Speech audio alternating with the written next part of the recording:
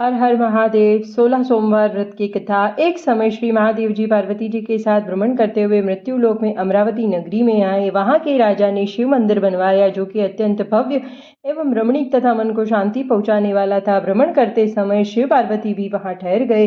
पार्वती जी ने कहा, हे नाथ, आओ आज इसी स्थान पर चौसर पासे खेले। खेल प्रारंभ हुआ। शिव जी कहने लगे, मैं जीतूंगा। इस प्रकार उनकी आपस में वार्तालाप होने लगी। उसी समय पुजारी पूजा करने आए। पार्वती जी ने पूछा, पुजारी जी बताइए, जीत किसकी होगी? पुजारी बोला, इस खेल में महादेव जी के समान कोई दूसरा पारंगत नहीं हो सकता, इसलिए महादेव जी ही यह बाजी जीतेंगे। परंतु हुआ उल्टा, जीत पार्वती जी की हुई। अतः पार्वती जी ने पुजारी को कोढ़ी होने का श्राप दे दिया। तूने मिथ्या भाषण किया है। अब तो पुजारी को तो कोढ़ी हो गया। शिव पार्वती दोनों वापस चले गए। कुछ समय पश्चात अप्सराएं पूजा करने आई। अप्सराओं ने पुजारी के उसके कोढ़ी होने का कारण पूछा। पुजारी ने सब बातें बता दी। अप्सराएं कहने लगी, पुजारी जी, आप 16 सोमवार का व्रत करें तो शिव जी प्रसन्न होकर आपका संकट दूर करेंगे। पुजारी जी ने अप्सराओं से व्रत की विधि पूछी। अप्सराओं ने व्रत करने तथा और व्रत के उद्यापन करने की संपूर्ण विधि बता दी। पुजारी ने विधि पूर्वक श्रद्धा भाव से व्रत प्रारंभ किया और अंत में व्रत का उद्यापन भी किया। व्रत के प्रभाव से पुजारी जी रोग मुक्त हो गए।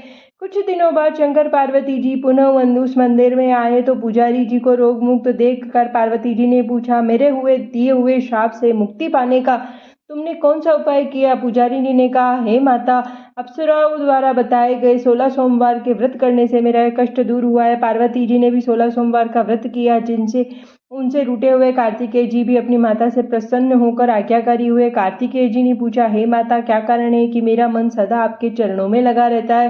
पार्वती जी ने कार्तिकेय जी को 16 सोमवार के व्रत का महात्म्य तथा विधि बताई। तब कार्तिकेय जी ने भी इस व्रत को किया तो उनका बिछड़ा हुआ मित्र मिल गया। अब मित्र ने भी इस व्रत को अपने विवाह होने की इच्छा से किया। फलतः वह विदेश गया। वहां के राजा की कन्या का स्वयंवर था। राजा ने प्रण किया कि हथिनी जिस व्यक्ति के गले में वरमाला डाल देगी उसी के साथ राजकुमारी का विवाह करूंगा। यह ब्राह्मण मित्र भी स्वयंवर देखने की इच्छा से वहां एक ओर जाकर बैठ गया। हथिनी ने इसी ब्राह्मण मित्र को माला पहनाई तो राजा ने बड़ी धूमधाम से अपनी राजकुमारी का विवाह उसके साथ कर दिया।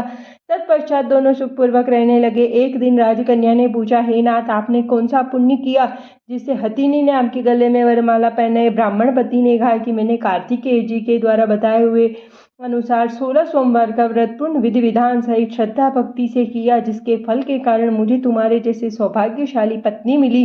अब तो राजकन्या ने भी सत्यपुत्र प्राप्ति के लिए व्रत किया और सर्वगुण संपन्न पुत्र प्राप्त किया। बड़े होकर पुत्र ने भी राज्य प्राप्ति की कामना से 16 सोमवार का व्रत किया।